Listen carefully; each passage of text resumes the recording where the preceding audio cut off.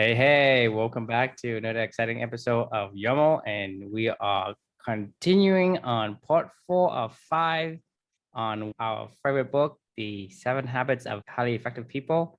And, I will have Chris tell you what the part 4 is. Yeah, so part 4, actually, as I was reading it, it's very similar to part 3 with the sharpen the saw for daily renewal and balance, but these two things kind of go hand in hand a little bit. I felt they were worthy of their own separate reflections, but this particular reflection is about always remember to put first things first in everything you do in your everyday life.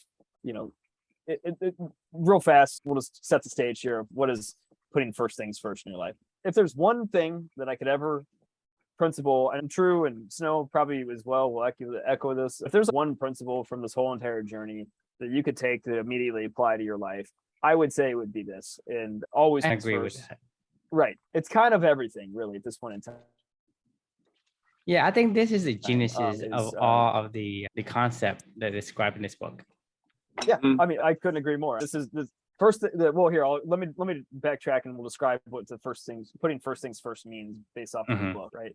So the author, Dr. Covey, breaks the urgency and importance into 4 categories: Quad 1, Quad 2, Quad 3, and Quad 4. Quad 1 on the urgency and importance axis are the urgent and important activities. So think of those as like, your boss sends you an email, or the furnace guy is calling because your furnace is out and you got to take the dog to the vet. Those things that are urgent, they need to get done. Quad 2 is not urgent, but important activities. And this is the putting first things first category. So these are things that you want to do, but you never have time to do. These are things that don't really have natural urgency behind them. I think of things like learning every day, or taking a walk with your family out in nature, or eating healthy, or you name it. It's those things that you really want to do, but they always get thrown on the back burner because you're like, I just don't have time to do that today. I'd love to, but I don't have time. So that's the first category. And Quad 3 are urgent but not important activities. I can't think of a great example. And you guys have a good example? Like someone sends you a text message or something, you feel like you have to reply right away. Exactly. That's a great one. Or Facebook notification. I think that's really where the social media notifications and unimportant messages come into your life. And then Quad 4 is not urgent and not important. So that's just like total waste of your time. That's I don't even know, watching the news. I mean, that's the best example that I can think of when I think of not urgent and not important. Do you guys have any other good not urgent, not important examples? Just sit around and fiddle with your thumb. Well, or like doing things that really aren't that good for you, like whether it's drinking too much or eating too much or something, or just anything that's not even good for you. So like if pleasure has a purpose, like I'm okay with that. But like you're saying, like just like for straight up indulgence, like I'm gonna go get my third latte of the day at Starbucks, for exactly or whatever. And it's like, this making time for that is stupid, that's not urgent and not important. So anyway, so that's the 4 quadrants. I think we all, everybody on this call knows what that means. And I think everybody in their heart of hearts understands that concept at its core. These are the activities that I say that I really want to do. These are the things that I say that align to my values. These are the things that I say that are, important to my life, but I just, can never find time to get them done. Exercising, whatever it may be, right? Like, I mean, you name it, like those are the first things first. I would say personally, as we've talked about in the first 3 reflections of this one, knowing that I read this book the first time in February of 2020, and that was the month before my daughter was born, and kind of my whole life changed in a lot of ways. I would say in that time of my life, most of my day was probably dominated by Quad 1 activities. I mean, I'm really good at Quad 1 activities. I love tasks. I love being on the ball. I love getting things done that are important things, but maybe not necessarily toward a purpose, but I just love getting things done. In my previous life before this one, that was probably my passion, honestly. I mean, I didn't even care what they were. If somebody told me they were important and they needed to get done, I did it. The rest of the breakdown would probably be 2% Quad 2 activities, 5% Quad 3, and probably 3% Quad 4 or something along those lines. I would say it's pretty safe to say that as we talked about before, I lived a pretty unbalanced life before my daughter was born. And I'm saying that in retrospect as well. Once again, I wasn't unhappy. I'm just doing this in reflection and seeing my life through a different paradigm, I guess, at this point in time. So that said, as we talked about in the previous reflection of Sharpen the Saw Daily, when my daughter was born, something inside of me, all the urgent, important activities, it just went away. It didn't matter anymore. I didn't care about my boss's emails. I didn't care about work stuff. I didn't care about life stuff. All I cared about was my daughter, and I cared about being there for her every single day. And I knew instinctively, I don't know where it came from, but I just knew instinctively, like, I have to put first things first every single day just to be able to show up and be balanced for her, like we talked about in the previous reflection of sharpening the saw daily. So that forced me to put that just focus on my life. So in a weird way, it actually became like an urgent and important activity was my quad 2 activities. So it was kind of like this weird blend when a stressor, high pressure situation happens, like, those were my quad 2 activities. They became my quad 1 activities that I was like, I just knew this needed to happen. Well, unfortunately, obviously, you guys know the whole story around my daughter passing away. And after she passed away, I felt at that point in time in my life that I needed to pick up the flag from what she showed me. And I was like, I owe it to her at this point in time to continue on with what I was doing with her and the NICU, to honor her and try to do the best to be the best person I could possibly be. So that's what really kickstarted off this whole entire year magical learning journey of trying to honor my promise that I made to my daughter, of always trying to put those quad 2 now that they were not urgent but important activities that I knew how important they were after watching her life, that they shifted from quad 1 over to quad 2. And I did my best to try to honor the promise to my daughter, to honor that every single day. As you guys know, you're on this call today. It's been a couple of years now where that is my life at this point in time. Those quad 2 activities became my values. Every single thing that I do these days revolves around putting quad 2 activities and those first things first activities always first in my life. Not even like first as in they get done every day. Like, they're literally the first things that I do every single day. I can't have a great day unless those quad 2 activities are done. And I can't feel like I'm honoring the promise to my daughter until those quad 2 activities are done. And I'm not ever going to stop, because that would mean I lost my daughter again. This is my way of honoring her life. And this is my way of spending time with her. And this is my way of remembering her. And this is my way of still staying in that connection with her. And for me, the quad 2 activities are my life, I guess, going forward at this point in time. So that's the reflection overall. I'd love to pause there, get your guys' thoughts on what are quad 2 activities, putting first things first in your life. What does this concept mean to you? So, Phil, what do you think? Okay, so for me, I think I am. I think I want to clarify that the quadrant itself. It's just basically 4 quadrant in our life, and there's no way around it. And it's either it's important or it's not important, and it's urgent or it's not urgent. And first things first means you want to spend your time in quadrant 2, right? Because quadrant 1, it's just not fun. It's stressful. And for me, I mean, for some people it could be fun, but yeah. I mean, I don't know about urgency. I mean, yes, I'm saying there are people. I can't say no one is, but most people aren't. And I think our audience would agree that they don't want to be in the extremity of these oddballs that is enjoying the urgency, the emergency of whatever. To me, that isn't what Stephen Covey has in mind when he say first things first. As far as what I understand from the book, it's first things first means spending your time in quadrant 2, meaning doing the things that is important but not urgent. Because if you don't do things that is important and not urgent, it will become quadrant 1, which is important and urgent.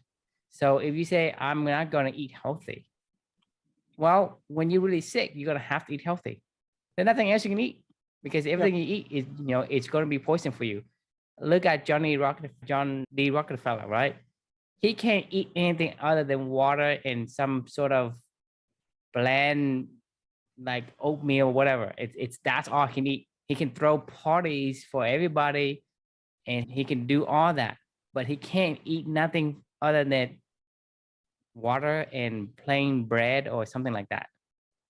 That's what I'm talking about. That's when it's become urgent and important to eat healthy.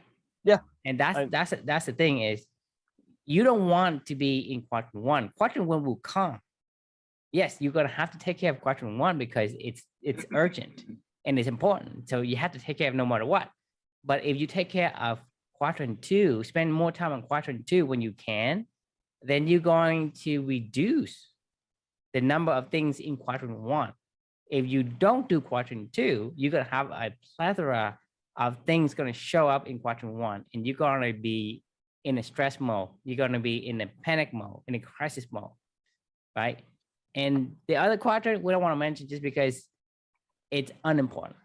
Right. So for me, is I'm not like Chris. I'm not very, very task oriented. I do what I feel like, but it's to me, what I see, it's worse than his, because in my quadrant one, I probably do maybe 20, 30%. Okay. In quadrant two, I do probably 10%. I spend so much time in quadrant three and four in the unimportant stuff, right? Yeah, whether you binge Netflix, right, which is quadrant four, right? You're not learning anything, but you spend so much time on it. Looking at quadrant four, I would say close to the majority of my time will be in quadrant four, and then the other remainder is going to be in quadrant three. So it's going to be dominated by quadrant three and four on the unimportant things. I'm not learning anything new. I'm not improving myself. I'm not getting healthier, right? Until quadrant one shows up. And then I read this book. Now I understand what first thing first means. And so for me is I'm flipping that now, that I'm reducing drastically my quadrant three and four. Right now, I would do like less than 10% of quadrant three and four. Most of my activities are always going to be in quadrant two, like you say. I would say 60 to 80% of my time would be in quadrant two. The other ones are some of them in quadrant one, which is fortunate for me, is I don't have too many quadrant one at the moment, that's why I think my happy days or my perfect days is a normal every day, because my quadrant one isn't as elevated. I don't run for trains. That's one of the saying that you and I both embrace. We don't run for trains. That's why I don't have a lot of quadrant one. But I do have some quadrant three, right, and four, like text messages or whatever. And even then, that's very low. I'm talking about 1%, 5%. I don't want people to get to my point and hit a brick wall, have a midlife crisis, and starting to see this and looking at this book and saying, okay, I should have this book a long time ago. So so for me is the reflection title. I say always remember to put four things first in your life every day. I would say eliminate the always to remember. Just put first things first. Right. Yeah, that's true. Right. Just put first things first. And that's what you should do. Because I think, and then go back to the question is say, what would your life look like if you live the first thing first principle in as much as you can every day? To me, it's going to have a whole lot of peace and enjoyment in what I do. It's aligning with your values and what you care about and the activities that you do, that you're spending your time. I mean, that's what it would look like to me. That's what it looks like to me. It's meaning. Yes, exactly. I mean, it's a meaningful existence to do the things that you want to do that you don't have to do. Yes. A painter must paint, a writer must write, a beaver must dam. And I feel like I'm doing the things I'm supposed to be doing. Exactly. That's what I see. If I'm continue on doing the quadrant two, 60 to 80 to 90% of my time in quadrant one, that is what I'm looking at. That is what I'm seeing as far as progress. And that's what I expect to see further down the line as well, because it gives me peace and anchor in my life. I have the ability to be my own self, to be free from influences, to be free from running from the stress, from all the external pressure, all the stimuli. I can reject the stimuli of my environment. Love it. If you do not, things will creep into your important and urgency quadrant one, if you ignore quadrant two. And I just really like that metaphor or analogy about how they do creep in there. And it is kind of interesting how you can almost break down all your actions or even thoughts. Because I wonder if actually this is just with actions or this is also with thoughts. But let's talk about actions first. It's like how you can break down your actions into these four quadrants. And I guess it's just kind of like a binary system, though. Either it's urgent or not, or it's important or it's not. And it really comes down to what you value, though. I think one thing, it comes down to what you value, but also what you're really trying to get out of something. Not necessarily binge watching Netflix is maybe not necessarily a bad idea. It depends like your intention about it. Maybe it's like some show that you're into for your career or something, and you're like analyzing and getting a lot out of it. But I think that quadrant 4 there is just, yeah, when it's like you're really just trying to zone out almost. And a lot of times I think people like to zone out because they are overwhelmed by life, not sure how to like get a handle on it. There's too many things going on in quadrant 1. And so like, there's a lot going on in quadrant 1. All you want to do is jump to quadrant 4 and maybe, that's happy hour with friends and drinking and pizza and really not like taking care of yourself. But I think it changes as we age though, guys, in terms of, maybe at certain points in our life, just being social and hanging out or whatever is more valuable. I don't disagree. And I don't see, yeah. Oh no, yeah. I'm just kind of like talking about whatever thoughts come up right now. And I think that I've finished reading this mastery book by Robert Greene, and in terms of putting first things first, he just talks about like, yeah, make sure you really like have a vocation and you're really into what you're doing. And I think that if you have that passion and that drive, you're probably going to be doing some important and urgency thing, and you're going to be doing some important non-urgency thing.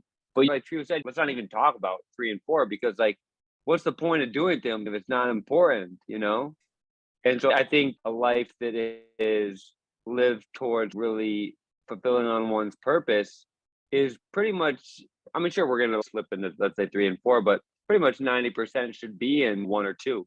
And at certain points, it might fluctuate depending on where things are at, what you're working on. But I think we can all agree that like, yeah, we should be.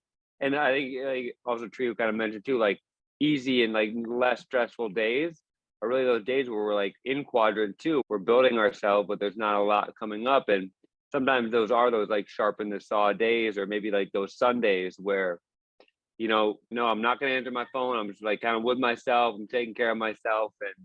And sometimes we need to do that to like not have those, because urgency things can really distract you and kind of get you into your emotions. And so it's important to take time, whether that's in nature or something, to kind of like ground yourself, so you really can step back and not let those urgency situations throw you off and make you want to jump to quadrant 4. I agree with you. Rest can be important. Rest can be a quad 2 activity. Zoning out can be a quad 2 activity. I think whatever you do just needs to have intention and purpose behind it and a value behind it as to why you're doing it. Because I got nothing else better to do, and there's just no design behind it. Like that's when it becomes a quad 4 activity, right? I mean, if it was like, look, Sunday, I need to rest. I need my body to recover. I need to sit here. I need to force myself to sit here and watch Tiger King all day long, because I can't do what I need to do unless I'm able to give my body time to rest or whatever. You know what I mean? So I think it does. I think it really does depend on, for me, what you do. As long as it has an intention behind it, it has a purpose behind it, it aligns to your goals and your mission,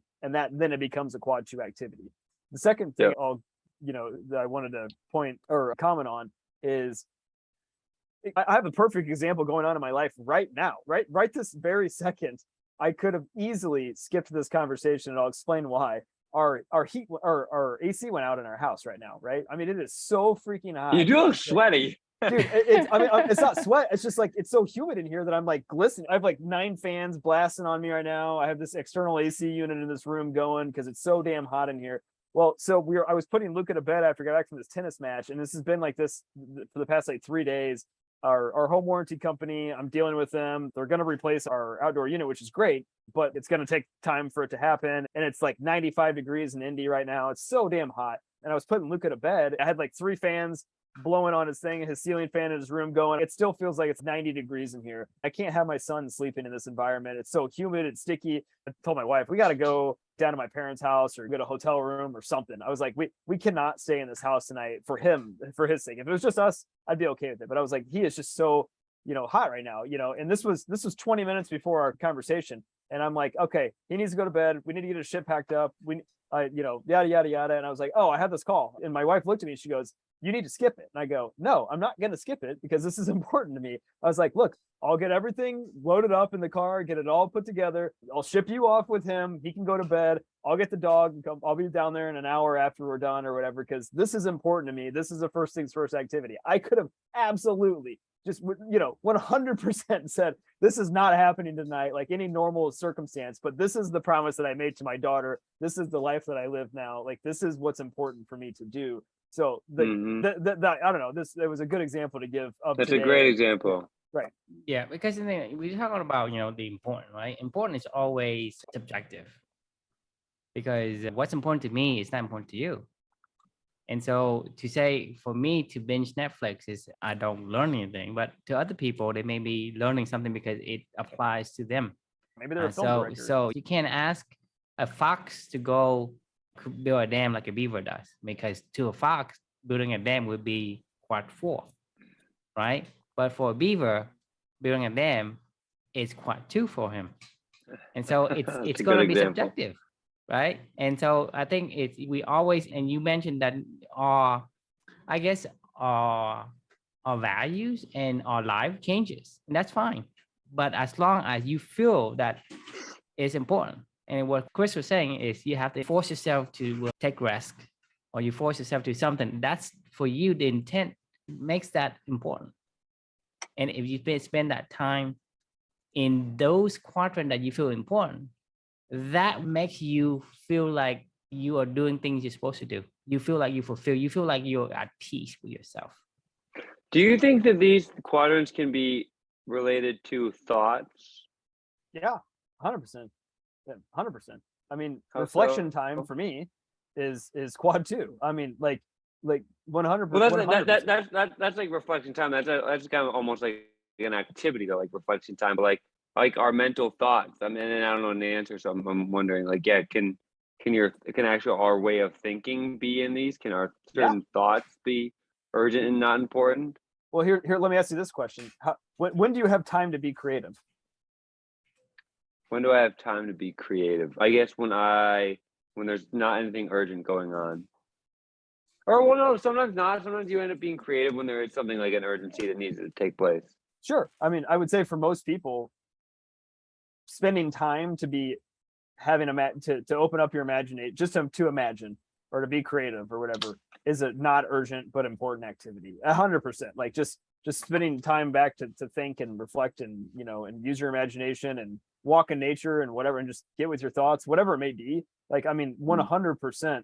Like that could easily be categorized for some people as a quad 2 activity that they never find time to do. All their thoughts are consumed. I mean, I don't want to hate on my wife or anything like that, but my wife, like, she is consumed by her job and my son. Like, I mean, if I try to talk to her about other things, like that's all that she can think about when it comes to like just her own mental time to reflect. Like, I mean, I try to push her to into that quad 2 time of like, just go do whatever you got to go do and go take time for. But it's like, it's hard for a lot of people to disengage with their thoughts around the urgent, important activities that are going on in their life. So I totally agree.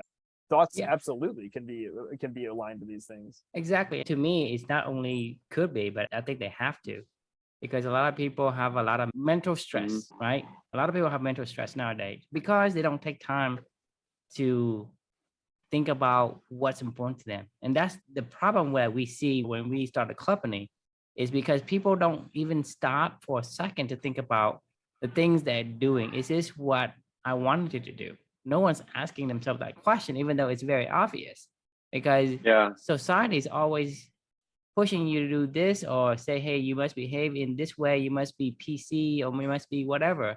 And the thing is, when we look at the female counterparts, right, they are very, very in tune to the environment, because they are very sensitive to the emotions.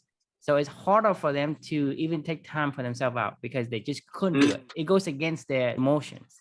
So it takes a tremendous amount of effort for the women to do what we ask them to do. And so for your wife, you're going to have to maybe nurture little by little, but it's hard for her to even say, even if you say, hey, Luca is fine or whatever, and you should take your time to rest, she's still going to be worried. It's just that's just the way she is built, right? And that's how most women do. So right, but that's what I'm saying is it's different. And so for different people, the importance and the feeling of protectiveness, whatever, that's important to them. And when they do that, that becomes quadrant 2 for them, even though they don't take time out for themselves, because there's always pros and cons. Right. And like I said, we need to have the ability to take time out and reflect and think about things, right? You need to think about it, because that only gives you the ability to recognize what aligns and what doesn't align. And only then can you be able to carry on the activities that is intentful. If you don't, then you just stumble around randomly until you find something that feels good, but it may not hit. And so that's what I'm saying is I think having the ability to take time out regularly to spend time thinking about stuff and to be in your own thought is very crucial because like I say, I see so much more mental illness nowadays in our world than before. And so people are suffering. They're suffering mentally and then physically. Because I said before, if your mental is not clear, how can you be creative when you're stressed out? You can't do good work when you are stressed out. Just like you can't do meaningful work at all. Right. Like it's impossible if you're stressed out. Exactly. Mhm. So that's why I say, well, for me, I like to be in quadrant 2, like 100% of the time if I can. Quadrant 1 is because I had to, but when I'm in quadrant 1, I can only react to it. I can't respond to things. I can't choose because I don't have options. I can't choose what's most creative. It's kind of interesting about the whole thought question around, can you structure your thoughts in this? The more that I even think about it, actually, that might be the problem, is that people don't structure their thoughts around it, because that's what we've discovered in the quest, right? That's the whole point of the quest, is to give you time to think about what's important to you in your life. I don't even know that if you ask somebody what's a quad 2 activity, if you just randomly stop somebody in the street and explain them the 4 quadrants or whatever, and was like, hey, what are some urgent, not important activities? I don't even know that some people would even go, I don't know what I like to do. You know what I mean? I don't know like what's important to me. Work is important to me, but you're gonna know that's an urgent activity. I don't even know that people even know. And that's the whole entire problem at the end of the day. That's the origin of all this, is they don't, I don't know. What do you guys think? I think you're exactly right. Just because you don't think about it, there's nothing for you to align yourself with. And there's no intent in doing that. So you just basically let somebody else drive your life. You're kind of on that autopilot, which is very easy, I think, to get on for people who haven't stepped back and really defined their own path. And yet some people are happy with that. You know what I mean? So I don't think this is necessarily about happiness or not. I wasn't unhappy in my life Yeah, before. you're right. Like, I don't think this is about happiness. I think this is about meaning and living a purposeful life. Like I didn't live a purpose-driven life. It's not about happiness. It's about living well. But in the end, I think it's about really like achieving the best for yourself and not ending your life feeling like, oh, I wish I could have done more. Knowing, hey, life is going to end, and having more of a clear purpose about what you want to fulfill. Because I think if you don't create intentions and you don't try to fulfill them to the 100% of your abilities, then I think you become envious about others who have done that, and you feel a little bit more depressed. So to me, it's at the end of the day, it's about regrets, right? If you're talking about at your last day on earth, you say, well, I wish I can spend extra time working on this project or working on something at work, or to get extra money, or to watch an additional episode of some show. No one asked for that. No one say, well, I wish I can do that. There are certain things that is important to them because of how they are made. They say, well, I would like to visit more countries because they want to experience some more stuff. Whatever they made and whatever that they need to fulfill, or the mission they're quote unquote supposed to be given, they need to complete the mission. Yeah. If they can do that, then they can say, well, I'm done. I can leave without regrets, without having some sort of depressed attachment to something unfinished. Because so at the end of the day, it's about fulfilling your promise or your goal as that entity. Like I say, a painter must paint, right? Yeah. I'm not asking you to go swim or anything. I'm asking you to paint because you're born to be a painter. That's your quote unquote mission. And if you fulfill the mission, you don't feel regret leaving life. But if you don't. Go ahead, Snow. No, if you don't, no, finish that. So if you don't, and then you always gonna say, I regret it. I wanted to do this, but I couldn't. So you have regret. The fact of having that regret is the purpose of living a meaningful life. It's not about happiness in a sense that, oh, I feel joy because of this or that. A lot of times it's hard to explain because of the words that we have and the words that we have been used for many different things and become jaded in a way. So it's hard to explain the meaning of it.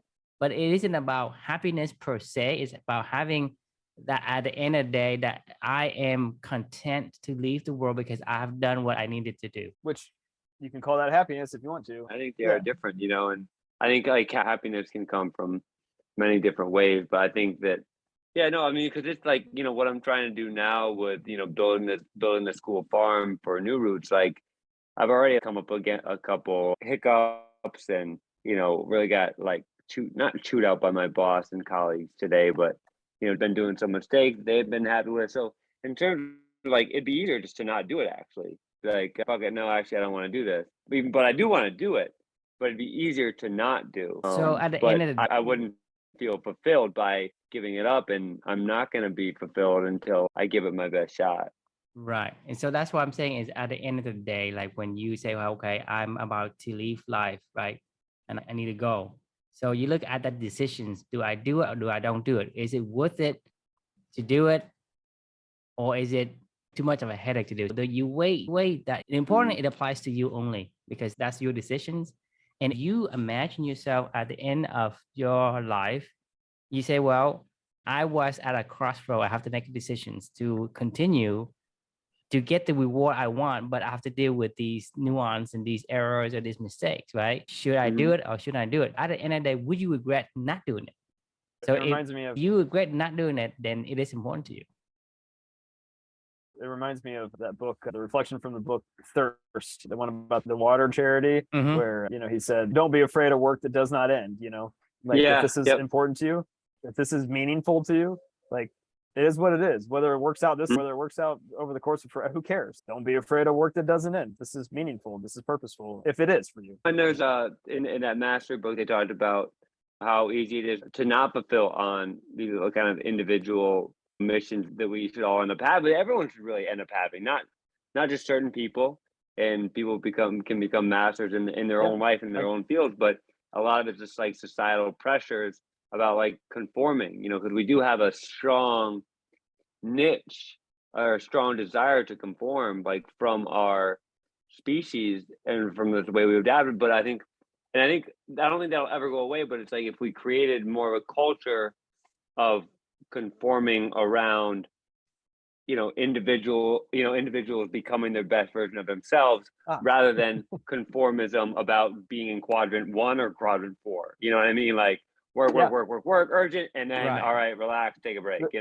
Snow, that's literally clubbing. You just described Yes. clubbing. Yeah, Culture yeah. built around first things first activities. Like that's exactly when we're gonna pay people to literally just do first things first activities and create meaningful work out of that, and whatever comes of that. I mean, the theory is whatever comes of that will far and away trump anything of economic value you could ever produce, because when you produce something of meaning, it matters to somebody, And that's what you're trying to do with Clubany, is to make sure is to get people to, to take on this path or whatever, define the purpose, and have them give back to society. Because I think that's like, in terms of like, becoming a master, a lot of it is actually just like finding a way for you to express yourself, because we all have this long and this desire to express ourselves, and but Art. it can be challenging. It's really challenging. I mean, that's your art. It's like Drew said, Yeah. beaver must dam. They gotta go chop down wood. If you told a beaver to go do what a fox does, or a wolf, like they'd be like, I don't know, I'm miserable. Like I don't want to do this. Like, or can you imagine a wolf having a dam all day long? They'd be like, this sucks. Yeah, he probably can only swim like for 15 minutes. Beaver Like, can swim all day long and he enjoys it. Not I almost want to go in the mud. But that's the thing, is everyone has their own unique build that they are fitted for But so different to missions. it's Snow, to your point, it feels like cultures are only built around you either do our values and everybody does these values and you take that on yourself and that's it, or you go just be completely individualistic and you're like a freelancer at this point in time and you have no culture, but you're your own purpose-driven entity, right? The combo of the two is what we're trying to do here, is be an individual, live your values, live your first things first principles, but still have other people around you that feel the same way, that do the same thing. And then when you guys overlap on whatever those meaningful work activities may be, Then it's great. Then it becomes meaningful relationships around that meaningful work as well. And then all Yeah, of a sudden you're happy. Yeah, so Clubany, it's a club of values and purpose. It's about whatever. I forget how you broke it down before, but I mean, it's just sometimes I like to just come back to like companies. They have like purpose-driven values. People On living your purpose-driven lives, quest, you know. living their values. Yeah, and that's right. Yeah, purpose-driven lives. Yeah, people living purpose-driven lives. Yeah. yeah. No, that's why you would like that book Mastery by Robert Greene. Well, I will But check it's it pretty out. much all. It's pretty much all about that. I got all about 130 it. books left to do. So Yeah. yeah, I'll give it a go. Why not? Who cares? That's what I'm gonna fill out my book report on, and then I'm gonna read. I'm not sure what book I'm gonna read Yeah. next. So I'm going to offer this to you as a celebrity guest on the Year of Magical Learning podcast. If you start writing some of your own reflections, we'll throw them on here as an Aaron Snow reflection. And totally. You can lead the discussion, and we'll put it on the blog, and I'll throw it in the book when the book's done. Awesome. So guys, hey, it's getting late here. I gotta get going. I gotta get down to my parents' house, too. sleep in Yeah. DC. Awesome. Lily's just checking thanks her for watch here. So yeah. Well, she's already. Luke is asleep. That's all that really mattered. She didn't care about me. Okay. Well, thanks for joining. And the question we can leave with everybody is what would your life look like if you put first things first, and as much as you have much today, as something you to think can about? get. Yeah. Yep. See you tomorrow. Later. Good job, Trio. Good job. I think